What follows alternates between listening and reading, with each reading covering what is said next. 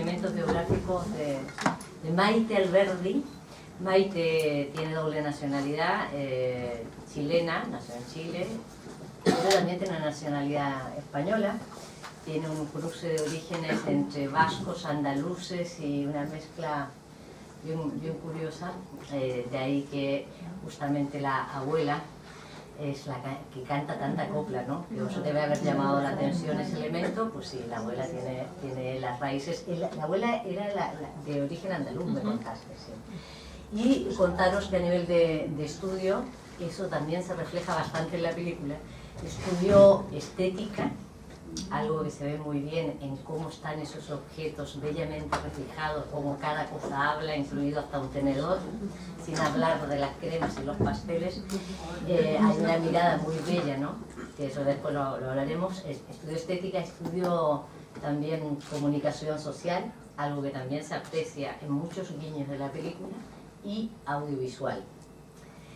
Como se dijo aquí al comienzo, está el impulso del inicio de su carrera en cortometraje. Fue cuando ganaste el mejor cortometraje latinoamericano, para que Teresa Toledo no me regañe, no iberoamericano sino latinoamericano, que fue el 2007, ¿no? Y bueno, este es su segundo largometraje, que lleva ya 10 premios internacionales. Dentro de ellos es muy curioso que una película que, para los que sois chilenos, que hay varios aquí, un actor como Rodrigo, un director de teatro también, y gente amiga de distintos lados de la Fundación, la Brigada Cultural, en fin, pensaremos que es muy chilena. Y sin embargo, por ejemplo, en Corea del Sur recibió el premio de mejor documental, ¿no? Sí. En Guadalajara también. En Estados Unidos fue mejor dirección. No, mejor documental también. Mejor documental, sí. Pero había uno también de mejor dirección femenina, ¿no? En Holanda. Bueno, pues ha ido, lo que demuestra que es una película que tiene muchos códigos universales.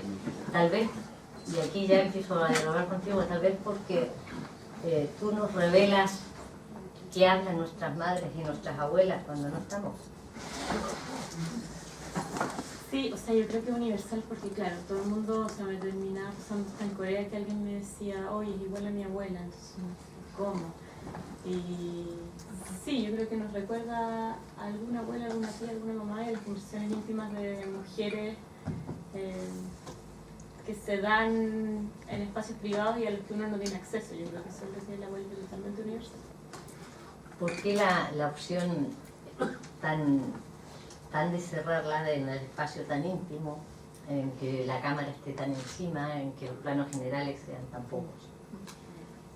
A ver, lo de los planos cerrados es por dos cosas. Primero porque en Chile pasa algo que no es muy común acá. Yo creo que es que la gente no se dice las cosas frontalmente y no dice lo que piensa abiertamente. Y muchas veces las cosas se expresan en la cara y no se dijo, pero la miró de cierta forma. Entonces yo sentía que la profundidad de esas relaciones de amistad también estaba en lo que no se decía y en cómo la miraba, y eso solamente me lo iba a dar el primer plano, definitivamente. Como la Jimena se enoja harto con mi abuela y le pelea harto, pero nunca le dice, y tiene una rivalidad histórica entre ellas, pero siempre la cara está manifestando su molestia. O cuando una se da cuenta que la amiga tiene Alzheimer, como que para mí la expresión de "qué tremendo, se olvidó", es más importante que la que se está olvidando. Entonces toda esa sutileza y ese matiz que revelaba la profundidad de esta amistad estaba en el primer plano.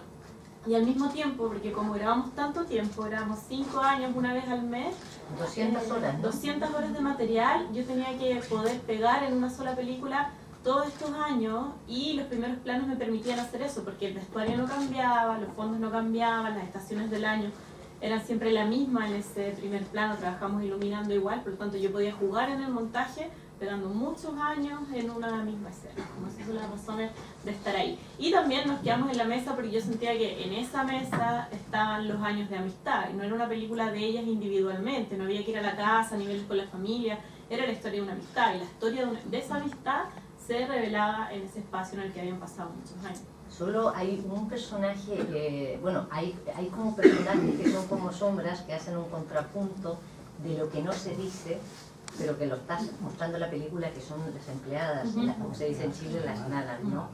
que te da una sensación de que obviamente son alta burguesía, son damas así en cada de lo antiguo, pero con un poder adquisitivo, pero las sombras siempre, sin hablar, sí que te están contando algo también, ¿no? Ahí hay una sutileza de personaje secundario, pero que también incide.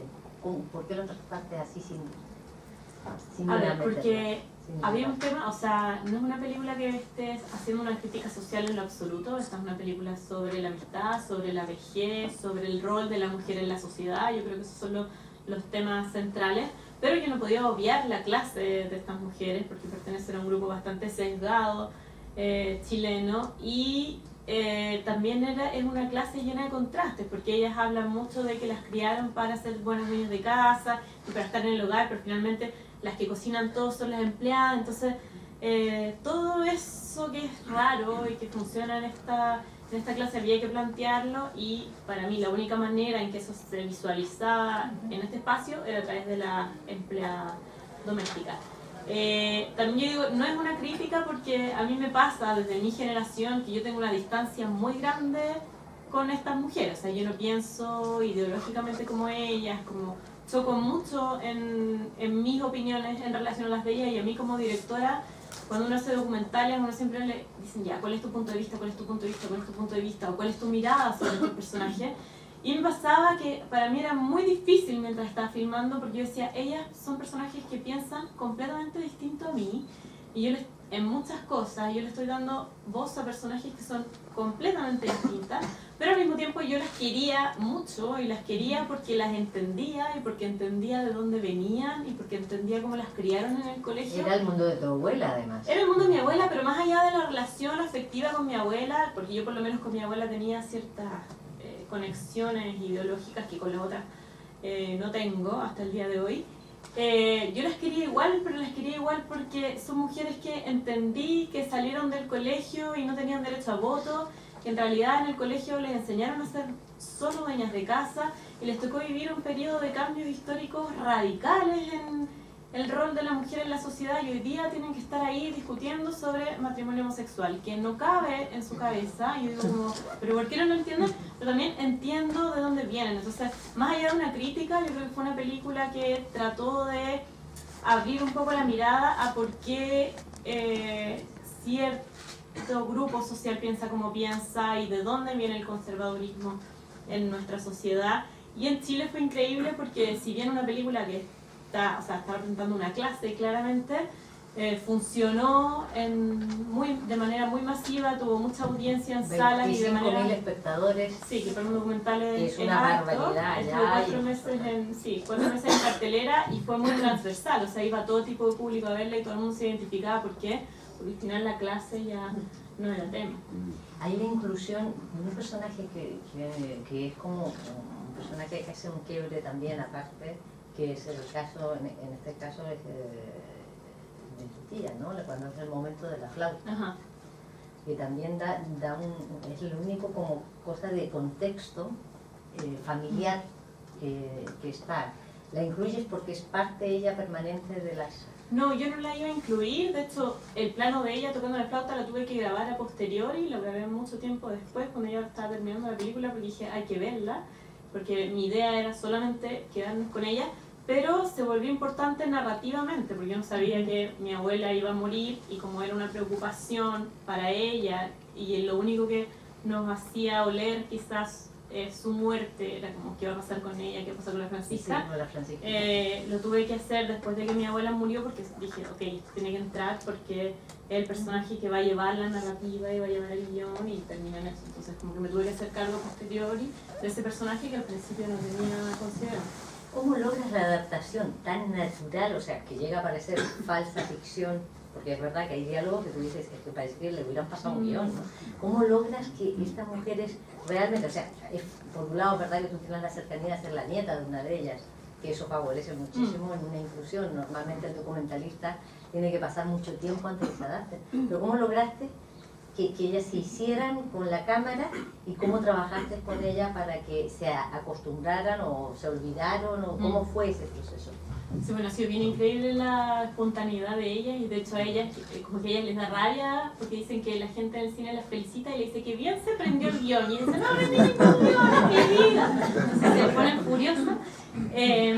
Pero, a ver, para mí ellas han sido los personajes más fáciles que me han tocado en mi carrera, como que como dice Violeta, yo como hago documentales de observación tengo que estar mucho tiempo en los lugares para que los personajes se acostumbren y hablen naturalmente. Ellas nunca pusieron ningún problema, el primer día tenían la cámara encima, no decían nada y se acostumbraron muy rápido. Y yo tengo la teoría, porque en realidad es la única vez que me ha pasado, que como estaban en grupo, estaban interactuando entre ellas, o sea, yo podía poner 100 personas y ellas iban a seguir hablando entre ellas y no les importaba nada, lo que estuviera, se podía estar cayendo el mundo y ellas iban a seguir. Entonces, en realidad, la cámara no existía, nosotros no existíamos, nunca se dieron por aludidas. Lo único que fue muy complicado fue que llevamos 4 meses de rodaje y el sonidista me dijo, bueno, esta película no se puede hacer, no va a funcionar porque hablan todos al mismo tiempo, están todo el día secreteándose como buenas mujeres, o sea, no había un hilo de conversación que fuera limpio, hablaban todas una encima de la otra, entonces no, o sea, no hay sonido, no funciona. Entonces él tuvo que hablar con ellas y le dijo, a ver, vamos a hacer una cosa. Ustedes van a escucharse y van a decir, ya, va a hablar una va a moderar y van a decir, va a hablar la Gema, bueno, la Gema no, va a hablar la Alicia. Ok, entonces vamos a escuchar a la Alicia y ahí empezaron a organizarse a los 4 meses y ahí recién y prohibieron los secretos como entre dos. Y eso es muy típico en Chile, sí, que nos secreteamos todo el rato. Están hablando mal de la que está al frente, como acá, una cosa impresionante. Y ellas dicen que desde que el sonista les dio esa instrucción, por primera vez en 60 años, ellas se escucharon, no se habían escuchado. Entonces fue como un hito en esta relación. ¿Qué crítica te hicieron? O sea, en general le gustó, pero ¿qué elementos te discutieron? ¿Ellas? Cuando vieron la película. Ah, es que puras frivolidades, como... Por ejemplo. Que tengo curiosidad, esto no se lo preguntaba, perdonad, pero...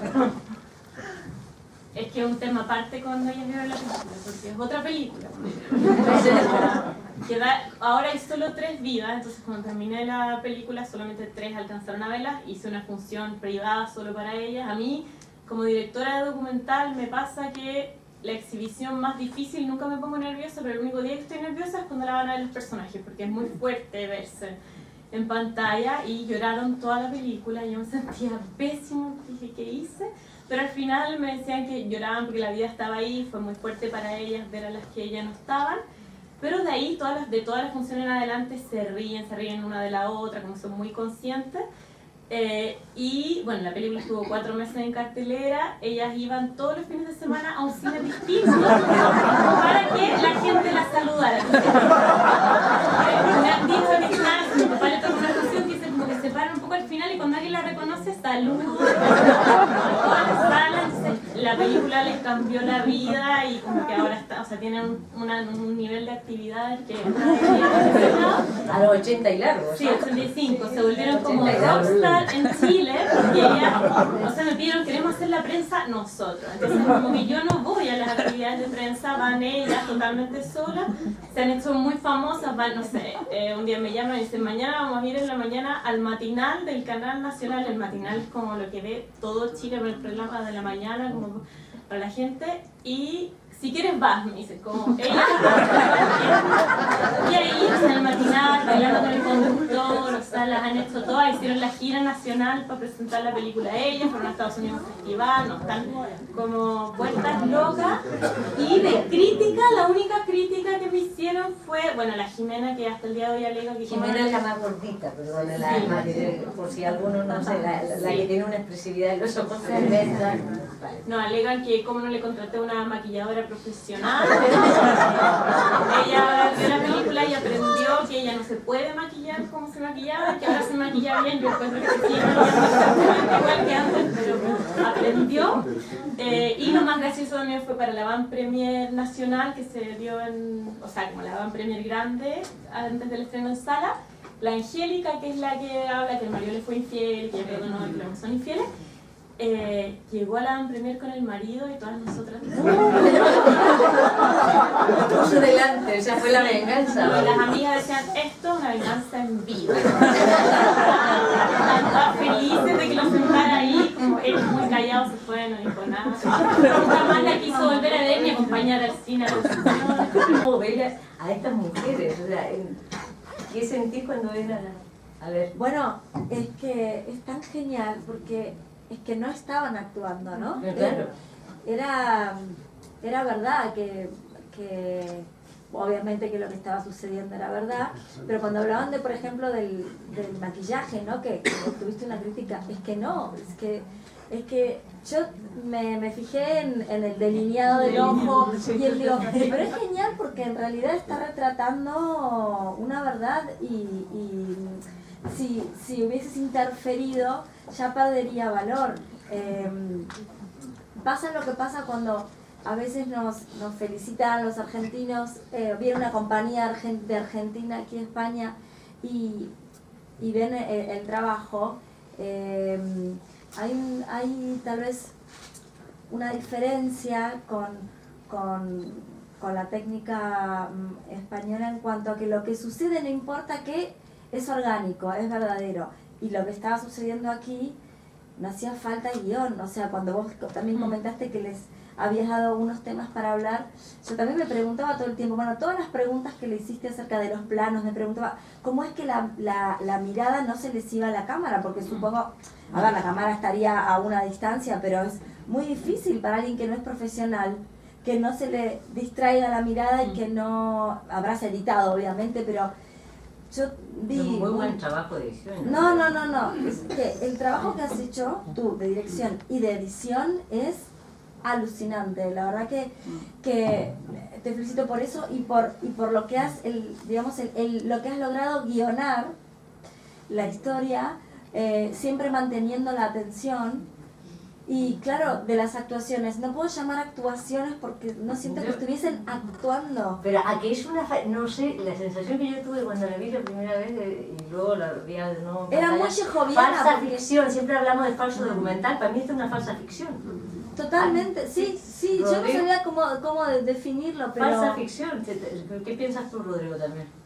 Porque yo conozco noto que nos suelta el micrófono después. No, bueno, yo te quería felicitar porque es que creo que te diría directamente, es una gran película. O sea, yo aquí no entiendo el falso documental y entiendo el documental, pero a mí se me pasa directamente, es una película. Sí, totalmente. Y yo creo que eso es lo que también el público tiene que entender, que los documentales no son un género aparte, sino que uno como documentalista tiene que generar exactamente lo mismo en el público que lo que hacen los directores de ficción, contar historias y lograr conectarse. Es la única película de las candidaturas, de las candidaturas latinas que es un documental este año, y lo que dice también es que solo se ha presentado en la historia de los Goya a nivel de Latinoamérica, el 2003 se presentó uno y nada más. O sea, siempre es esa mirada de separación que sin embargo aquí se demuestra cuáles son las fronteras, prácticamente.